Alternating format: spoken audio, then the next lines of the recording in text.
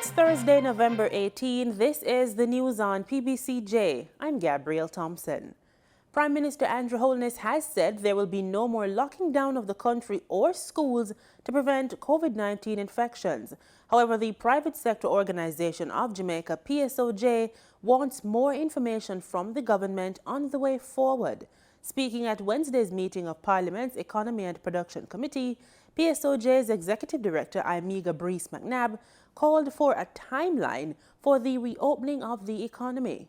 We believe from a private sector that other options are required to operate in this new norm that we're in. So when we did the studies and looked internationally, we realized that countries such as Italy, they have a green pass, France, a health pass.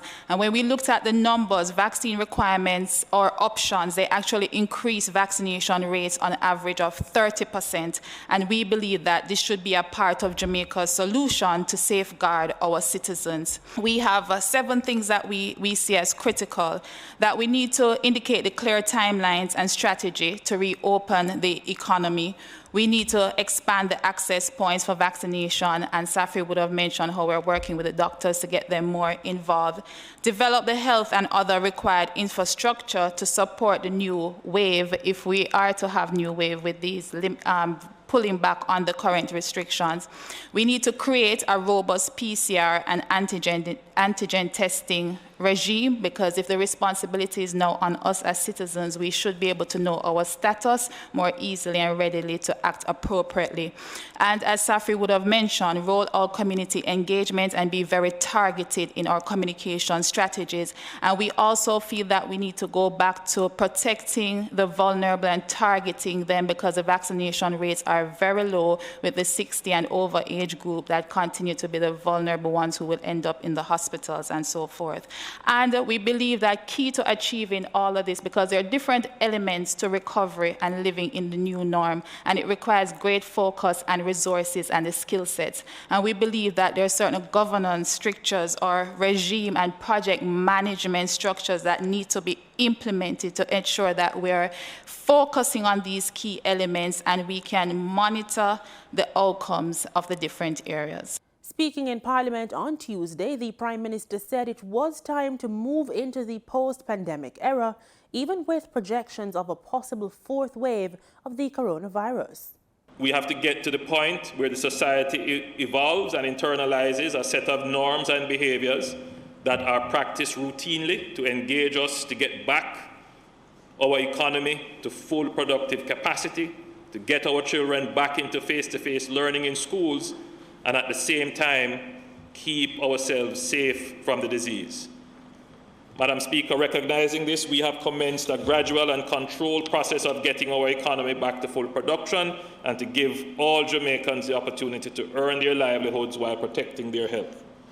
Tourism Minister Edmund Bartlett says Jamaica's tourism industry is steadily rebounding. He says visitor arrival figures are climbing, airlift for the winter season is looking good, and cruise ships will be back in all our ports before year end. Here's more on his update on the sector from his address in Parliament this week. Tourism Minister Edmund Bartlett says stopover arrivals year-to-date now stand at 1.2 million, and since cruise shipping resumed in August, Jamaica has received over 30,000 cruise passengers, while Jamaica's earnings now stand at $1.5 billion. By the end of 2022, Jamaica's visitors numbers are expected to be 3.2 million, Madam Speaker, with cruise passengers accounting for 1.1 million and stopover arrivals roughly 2.1 million, while our earnings are projected to reach $3.3 billion. Minister Bartlett says 90% of pre-pandemic investment projects remain in place, and the ministry's recent marketing presentations in the United States, Canada, the Middle East and the UK have been successful. Confidence in Jamaica remains very, very strong. Executive of the world's largest airline, American Airlines, assured us that the island will by December see as many as 17 non-stop flights per day as the demand for the destination rises. And on the second largest source market, Madam Speaker, Canada, we delivered 15 non-stop flights per week to the island. The flights, which commenced November 1, will be operated by Air Canada, WestJet, Sunwing, Swoop, and Transat, with direct services from Canadian cities of Toronto, Montreal, Calgary, Winnipeg, Hamilton, Halifax, Edmonton, St. John's, Ottawa, and Moncton. The team's trip to Dubai ended on a high note with this year's staging of the prestigious World Travel Awards. Jamaica was on show with a beautiful pavilion showcasing the destination's latest products and innovation under the theme, Jamaica Makes It Move. The pavilion has seen 7 zones, which allow visitors to experience the sights, sounds, and tastes of Jamaica and to see how our country moves the world and serves as a logistic connection. I am proud to share that our captivating pavilion was named one of the coolest of the World Expo 2020 by ITP Media Group subsidiary Time out of Dubai.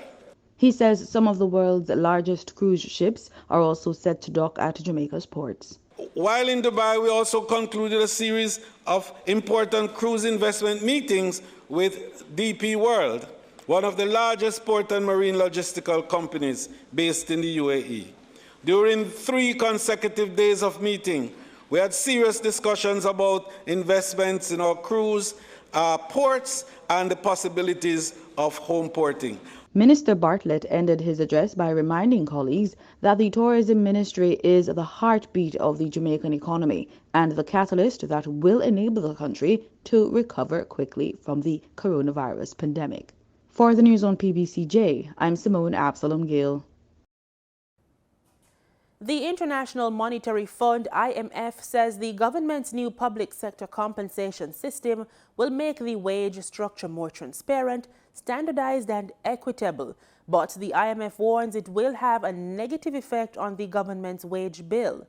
In its Article 4 mission statement published on Wednesday, the IMF warned that the new structure would reduce the room for other expenditure.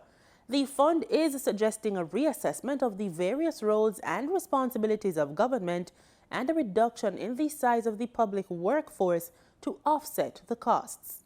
The Mandeville Regional Hospital in Manchester, National Chest Hospital in St. Andrew, and Princess Margaret Hospital in St. Thomas are reporting a downward trend in the number of COVID-19 patients. Mandeville Regional Hospital's Chief Executive Officer, Alwyn Miller, says as of Wednesday there were 6 confirmed and 10 suspected COVID-19 patients, which he says is a significant decline when compared to the ending of last month when there were just about 20 COVID-19 patients.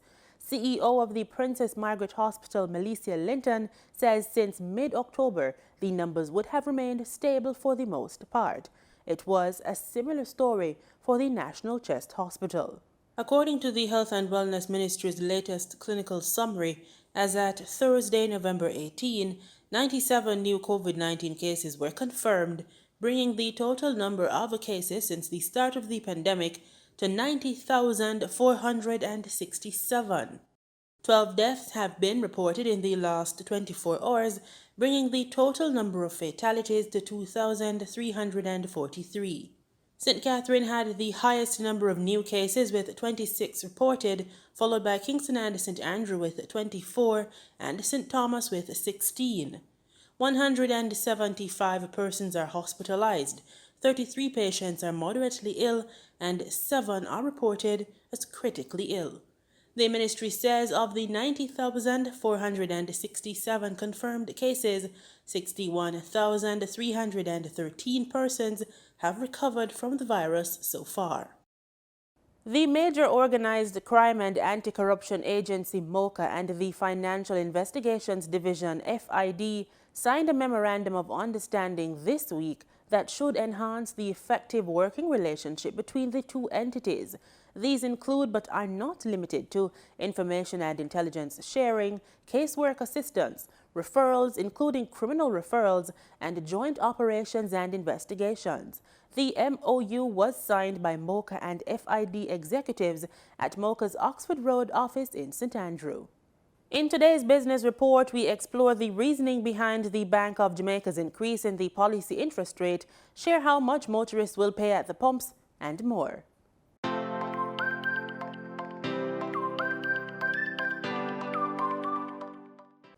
The Bank of Jamaica (BOJ) has increased the policy interest rate from 1.5% to 2% per annum.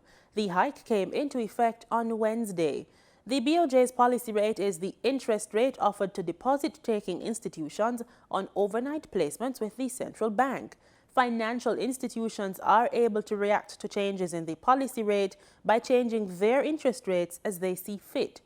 In general, monetary policy decisions taken by the BOJ are aimed at ensuring that the annual increase in the prices of consumer goods and services, called inflation, remains within the bank's inflation target of 4% to 6%. Accompanying this rate increase, the central bank says it has decided to maintain other measures to contain Jamaican dollar liquidity expansion. While not targeting any specific level of the exchange rate, the BOJ says it will continue to ensure that movements in the exchange rate do not threaten the inflation target. Inflation is projected to average 5.5% to 6.5% over the next 2 years. The bank says inflation will continue to breach the upper limit of its target range over the next 10 to 12 months at higher rates than were predicted in the previous forecast, and is projected to peak in the range of 8% to 9% over this period. The inflation forecast assumes the continued transmission of higher international commodity and shipping prices to domestic processed food, food-related services, and energy price inflation, as well as a recovery in domestic demand. The date of the next policy decision announcement is December 20, 2021. According to the latest ex-refinery costs from Petrojam, motorists should pay less at the pumps for gasoline and diesel this week, effective Thursday, November 18. 87 and 90-octane gasoline are down by 25 cents each and will be sold for $160.43 and $165.85 per liter, respectively. Automotive diesel fuel will be sold for $160.80 per liter, following a price drop of 25 cents. Ultra-low sulfur diesel is also down by 25 cents and will be sold for $165.37 per liter. Kerosene also decreased in price by 25 cents and will be sold for $138.56 per liter. Propane liquid petroleum will be sold for $78.78 per liter, down by $1.79, and butane liquid petroleum will be sold for $88.79 per liter, following a price drop of $1.53. Be on the lookout for price changes as marketing companies and retailers will add their markup to these prices. In foreign exchange trading for Wednesday, November 17, the US dollar sold for an average $156.78. The Canadian dollar ended trading at $124.76. The pound sterling traded for $210.73, and the euro sold for an average $179.37. In Wednesday's trading session, the JSE Combined Index declined by 658 points to close at over 400,000 units. Overall, market activity resulted from trading in 88 stocks, of which 32 advanced, 44 declined, and 12 traded firm. The Junior Market Index declined by 67 points to close at over 3,000 units. Stocks advanced for 138 Student Living Jamaica Limited, 1834 Investments Limited, and Berger Paints Jamaica Limited. Stocks declined for Access Financial Services Limited, AMG Packaging and Paper Company Limited, and Barita Investments Limited. Trading firm were Cargo Handlers Limited, Community and Workers of Jamaica CCU Deferred Share, and Epley Limited. Carreras Limited was the volume leader with over 8.5 million units, followed by JMB Group Limited with over 2.8 million units, and Panjam Investment Limited with over 2 million units. In market data for oil, prices slid to 6-week lows on Thursday before recovering some ground, as China said it was moving to tap reserves after a Reuters report that the United States was asking large consuming nations to consider a stockpile release to lower prices. The bid by the U.S. to cool markets, asking China to join a coordinated action for the first time, comes as inflationary pressures, partly driven by surging energy prices, start to produce a political backlash. Brent crude was down 20 cents or 0.2% to $80.08 a barrel. West Texas Intermediate crude futures were down 39 cents or 0.5% at $77.97 a barrel. Prices hit 7-year highs in October as the market focused on the swift rebound in demand that has come with the lifting of lockdowns to halt the spread of the coronavirus. Today we revisit the Culinary Trails of Veggie campus, where we'll be served scrumptious vegan and vegetarian meals. Dig into the vegan soul food and enjoy.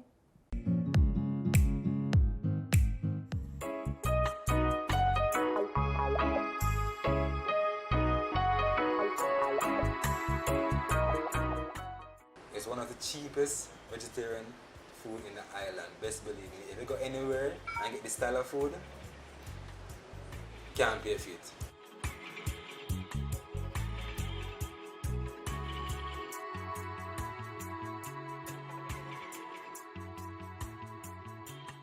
So I'm about to chat with Aaron. He's a chef here at Veggie Campus. Thanks so very much for agreeing to speak with us, sir.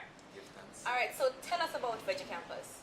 Well, Veggie Campus is all about providing people accessibility to good food, not just vegan or vegetarian food, but just good food, isn't it? Every single time. I think that's one of our strongholds.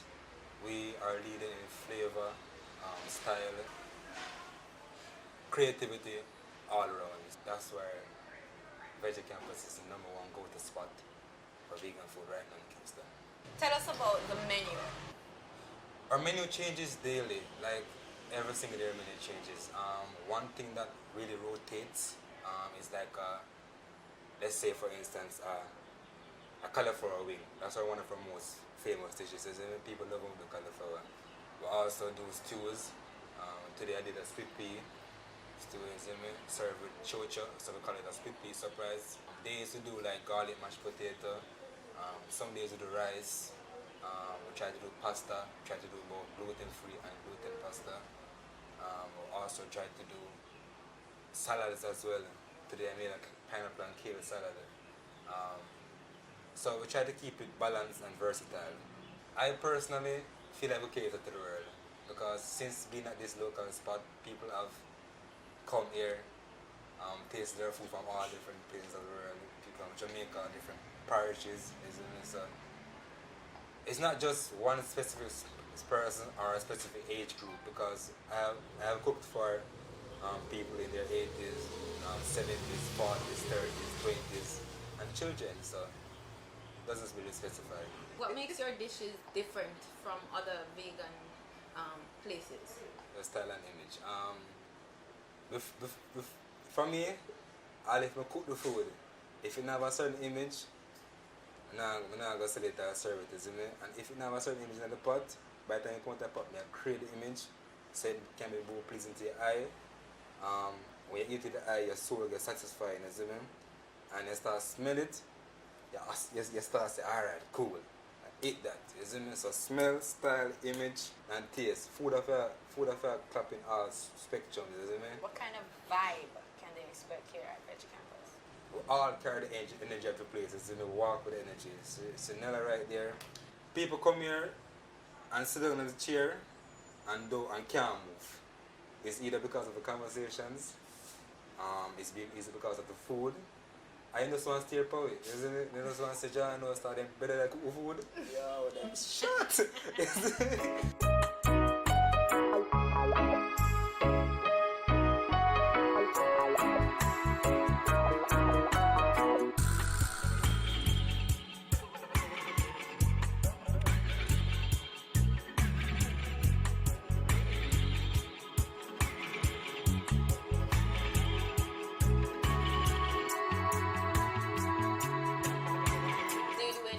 Of drinks?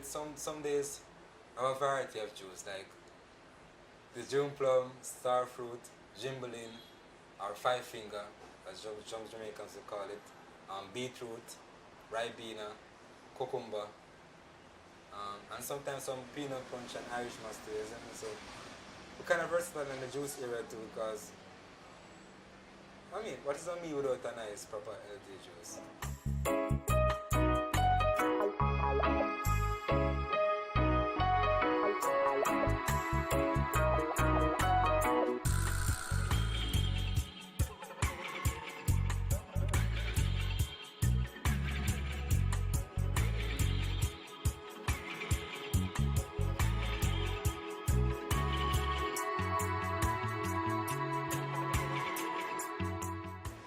So this is Aaron, chef at Veggie Campus. I'm inviting you out to come try the food.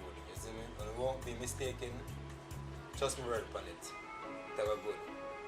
Vegetarian food, affordable, creativity. Can't miss. You see me?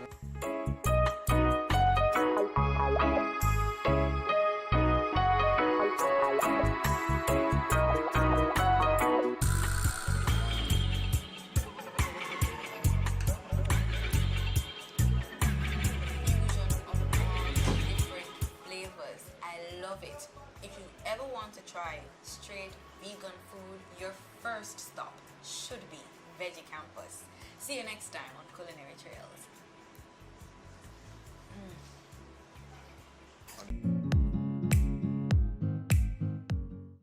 In news from the region, we begin in Grenada. The new entry protocols for fully vaccinated visitors to the country took effect on Monday. It was another measure implemented by the government to create a level of economic stability in the country amidst the coronavirus pandemic.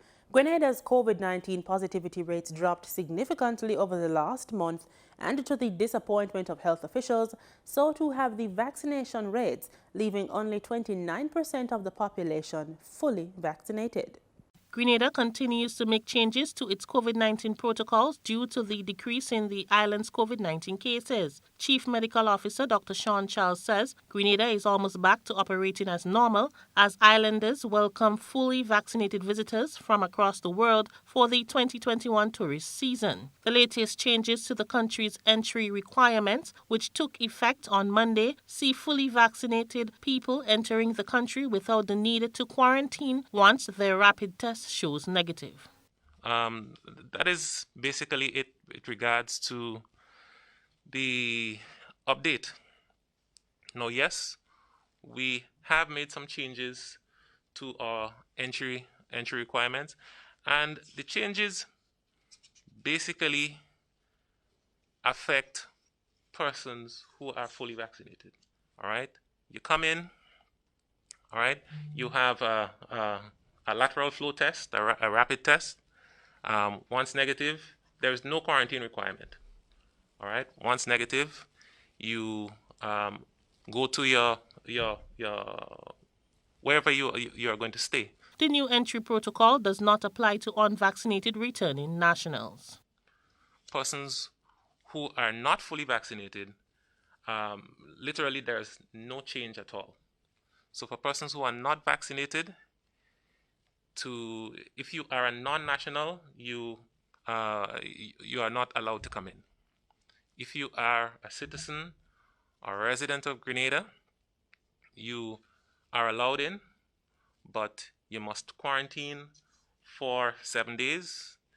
You will be tested on the 5th day by PCR after arrival, and once that is negative, you are released around. The chief medical officer explains that Grenada's test positivity rate has dropped to 0.7%, which is favored by the Ministry of Health. But this has resulted in the drop of vaccination numbers, as many believe the coronavirus is no longer a threat. Overall, we have 29.5% of the total population who are fully vaccinated. All right, that's 29.5% of the whole population. Of the target population, meaning individuals 12 years and above, that percentage is 35.9%.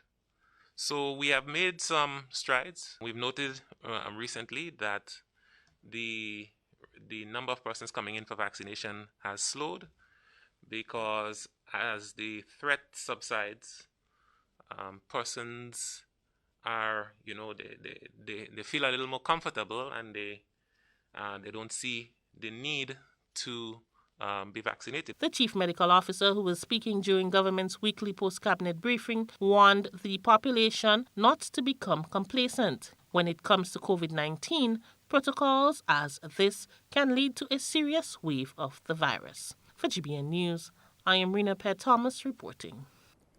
In the Bahamas, Minister of State for the Public Service Pierre Glover-Rowell has revealed that workers who were hired on the day of the September 16th general election and even after the government changed have nothing to do. She has also announced a hold on hiring.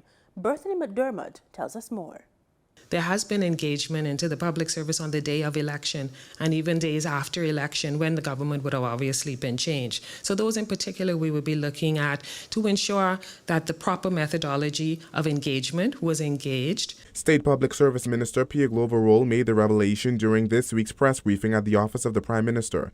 She said those hires are up for review to ensure the proper procedure was followed. She also revealed that in the last 8 weeks, around 40 individuals on New Providence and the Family Islands were hired but are sitting home collecting salaries because there's simply nowhere to place them. And that is why we have to have the audit, ensure that we are filling the gaps and building capacity where it's necessary and not just bringing people on to have a job. But there are a few, and as a result, we have to do what is best for the taxpayers' money, and we may have to disengage some of those persons.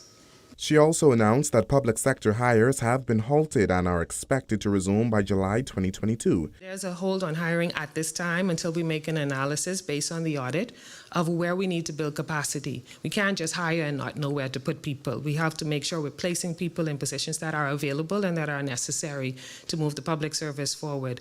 As you know, we do have a program called the 52-week program that will be relaunched as the Public Service Professional Engagement Program, PSPEP. That will resume in the middle of 2022, where we will continue to take on cohorts of the 52-weekers. The Minister of State also touched on plans to introduce a contributory pension plan, noting that the current plan cannot take on new hires. Any new hires going forward, when we do commence our hiring process, will be considered for a contributory pension, because the sustainability of the pension plan in its current form cannot take on the burden of new pensioners. That process has been, an analysis has been going on for a while with that. Reporting for Our News, I'm Bethany McDermott. In sports, we head over to the Bahamas, where the men's basketball team is about to get into action. They are headed to the Dominican Republic, where they'll play in a bubble for a 2-game set versus Team Canada. Marcellus Hall of Our News Bahamas sets the stage in this report. The Bahamas men's national basketball team going through its final set of practices now. The team is set to head to the FIBA Basketball World Cup qualifiers for the Americas beginning on the 25th of next month. The team will head on down to Dominican Republic, where they'll play in a bubble for a 2-game set against Team Canada. They leave on the 25th and return on the 30th of this month. Now, taking a look at the squad, as it is set up right now, the team is hampered by a number of injuries that have shortened what was hopefully going to be a strong roster. Shaquan Lewis will be on the squad along with Dominic Bridgewater, Travis Munnings, Rashad Davis, Cantuan Smith, Michael Carey makes his return, Willis Mackey Jr., Michael Thompson Jr., Mark Sinfort, John Roddy Cadeau, Shaquille Fritz, and David Nesbitt. Now, Nesbitt will be the team captain, and Fritz recently suffered an injury actually taking place last night, so he is listed as out. The head coach will be Moses Johnson, assisted by National Team Hall of Famer, none other than Dexter Cambridge. So again, the team will have a very, very tough task as they head into competition. Looking at what's ahead for them, they'll play the 2 games in the Dominican Republic on back-to-back nights. First game will be against Team Canada on the 28th, followed by the second game the following night on the 29th, with Canada being the home team in that particular one. And with that, we close today's newscast. Join us here tomorrow for more news and sports. On behalf of our entire news production team, thank you for making it PBCJ, the People's Station.